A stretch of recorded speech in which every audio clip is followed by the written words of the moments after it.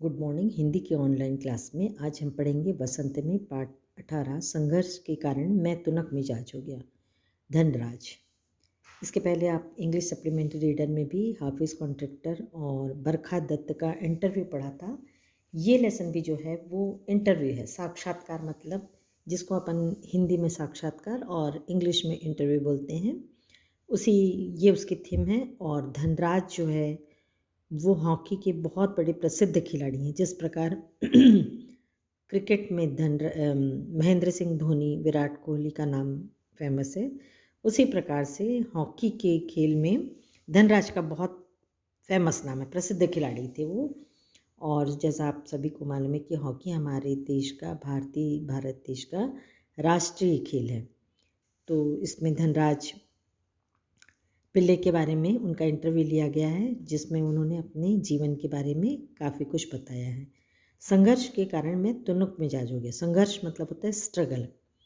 किसी भी मुकाम में पहुंचने के लिए इंसान को बहुत मेहनत करनी पड़ती है, ऐसे ही उसको सफलता नहीं मिलती। और ज़रूरी नहीं कि पहली बार में आपको सफलता मिले, कभी असफलता मिलती है, कभी कम सफलता मिलती है।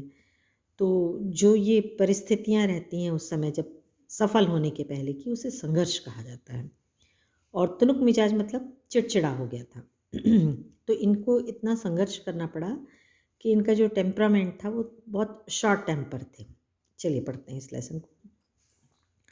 हॉकी के सुप्रसिद्ध खिलाड़ी धनराज पिल्ले जब 35 वर्ष के हो गए, उनका एक साक्षात्कार विनीता पांडे ने लिया था। इस साक्षात्कार संपादित अंश यहाँ दिया जा रहा है। विनीता। खिड़की। पुणे की तंग गलियों से लेकर मुंबई के हीरानंदानी पवई कॉम्प्लेक्स तक आपका सफ़र बहुत लंबा और कष्ट साध्य रहा। उस सफ़र के बारे में कुछ बताएं। तो ये जो शुरुआत है उसमें ये बताया गया है कि पहले वो पुणे में रहते थे। तंग गलियों मतलब जहाँ उनका घर था वो बहुत स्लम एरिया कहलाता था, बहुत छोटी सी सकरी सी गली थी, वहाँ पर ये रहते थे।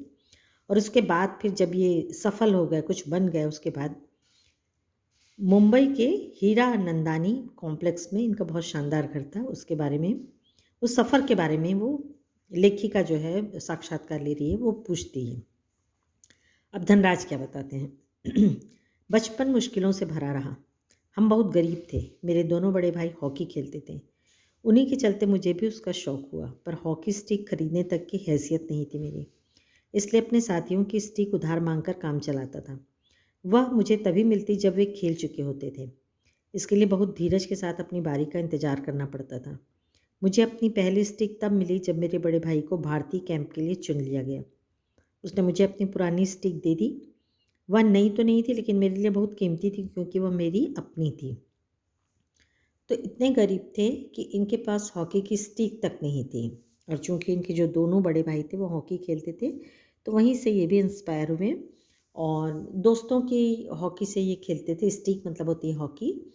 और इनकी बारी तब आती थी खेलने की जब उनके दोस्त खेल लिया करते थे। आगे ये बताते हैं कि जब इनके बड़े भाई का इंडियन कैंप में सिलेक्शन हो गया, तो वहाँ से उनको हॉकी मिली, तो वो जो उनकी पुरानी हॉकी थी उससे ये खेलना स्टार्ट किए। मैंने अपनी जूनियर राष्ट्रीय हॉकी सन 1985 में मणिपुर में खेली। जूनियर मतलब 16 साल से कम उम्र के जो नेशनल टीम थी उसमें ये मणिपुर में पहली बार 1985 में खेले। तब मैं सिर्फ 16 साल का था, देखने में दुबला पतला और छोटे बच्चे जैसा चेहरा। तो ये उस समय मात्र 16 साल के थे और बहुत बच्चों के जैसा इनका कद काठी और शरीर था। अपनी दुबली कद काठी के बावजूद मेरा ऐसा दबदबा था कि कोई मुझसे भिड़ने की कोशिश नहीं करता था। हॉकी का खेल तो आप देखे ही होंगे, क्रिकेट को तो बहुत देखते हो, लेकिन हॉकी के खेल में लगातार, क्रिकेट में तो ऐसा रहता है कि जो फील्डर रहते हैं वो खड़े रहते हैं, लेकिन हॉकी में आपको लगातार दौड़ते रहना पड़ता है। और जब बॉल आती है तो हॉकी की स्टिक लेके उसको भिड़ते हैं कि हम अपने एरिया में ले जाएं, हम अपने एरिया में ले जाएं। तो ये दुबले पतले होने के बावजूद इतना ज़बरदस्त खेलते थे कि कोई भिड़ने की कोशिश ही नहीं करता था जब इनके पास गेंद रहती थी। मैं बहुत जुझारू था। जुझारू मतलब जीतने के लिए खेलते थे, बिल्कुल डिवोटेड रहते थे, मैदान में भी और मैदान से बाहर भी। मैदान से बाहर में भी मतलब जो जब खेलते थे तब तो रहता ही था उनके में स्पोर्ट्स के लिए स्पिरिट, लेकिन बाहर भी उनमें वही प्रवृत्ति रहती थी। 1986 में मुझे सीनियर टीम में डाल दिया गया और मैं बोरिया बिस्तर बांधकर मुंबई चला आया। उस साल मैंने और मेरे बड़े भाई रमेश ने मुंबई लीग में बेहतरीन खेल खेला। हमने खूब धूम मचाई। इसी के चलते मेरे अंदर एक उम्मीद जागी कि मुझे ओलंपिक 1988 के लिए नेशनल कैंप से बुलावा जरूर आएगा, पर नहीं आया। मेरा नाम 57 खिलाड़ियों की लिस्ट में भी नहीं था। बड़ी मायूसी हुई, मायूसी मतलब दुखी हो गई।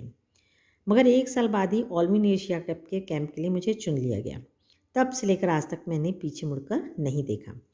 तो उस समय तो इनका सिलेक्शन नहीं हुआ, लेकिन ओलंपिक के लिए हालांकि उन्होंने बहुत बढ़िया उसके पहले जो राष्ट्र के अंदर अपने देश के अंदर जो भी छोटे मोटे खेल होते थे उसमें बहुत अच्छा इनका परफॉर्मेंस था, लेकिन इनको ओलंपिक के लिए नहीं सिलेक्शन हुआ इनका। तो बहुत उदास हो गए, लेकिन ऑल इन एशिया कप में इनको चुन लिया गया।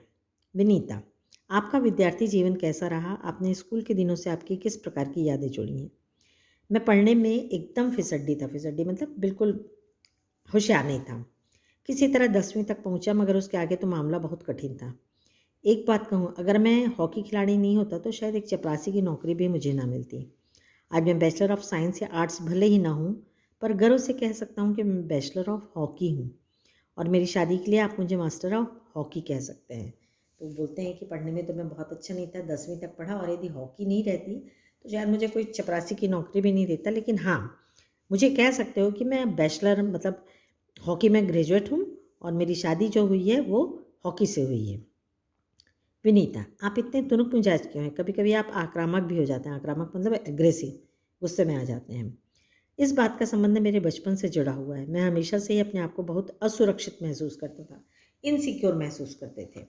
मैंने अपनी माँ को देखा है, उन्हें हमारे पालन पोषण में कितना संघर्ष करना पड़ा है।